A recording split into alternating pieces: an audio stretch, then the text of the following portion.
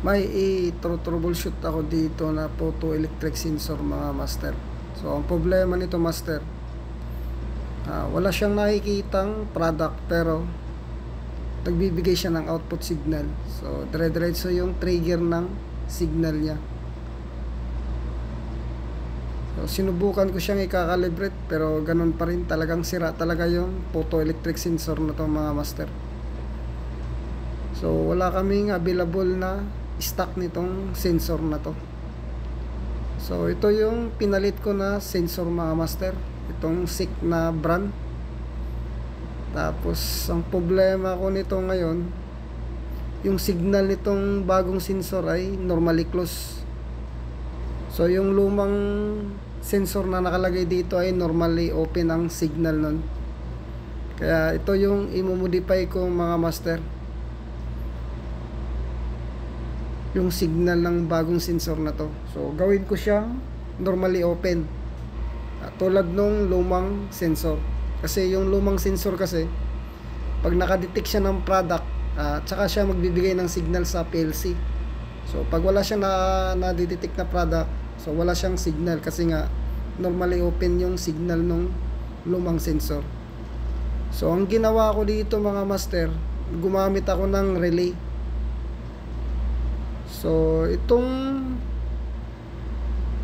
terminal na E1, yan po ay galing ng sensor, yung output signal ng sensor. Tapos yung E2 naman ng relay ay negative 24 volts yan.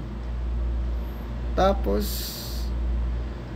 dito naman sa contact ng relay ay normally close ang gamit ko dito.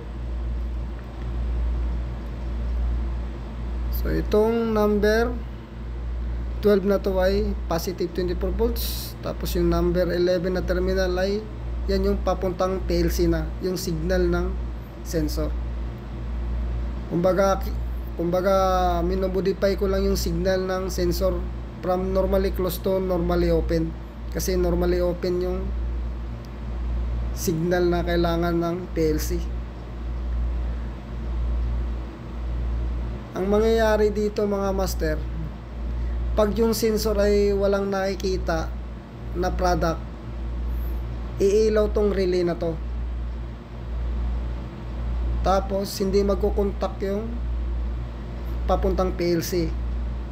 So ngayon master, kung papailawin ko tong relay na to mga master, kung makita nyo umiilaw yung relay kasi nga wala siyang product na nakikita. So pagpakitaan ko siya ng product, mawala yung ilaw ng relay na yan. Ayan, kung makita nyo, wala nang ilaw yung relay. So pag ganyan master, magkukontak na yung normally close. So magbibigay na siya ng signal papunta sa PLC na may nakikita siyang product.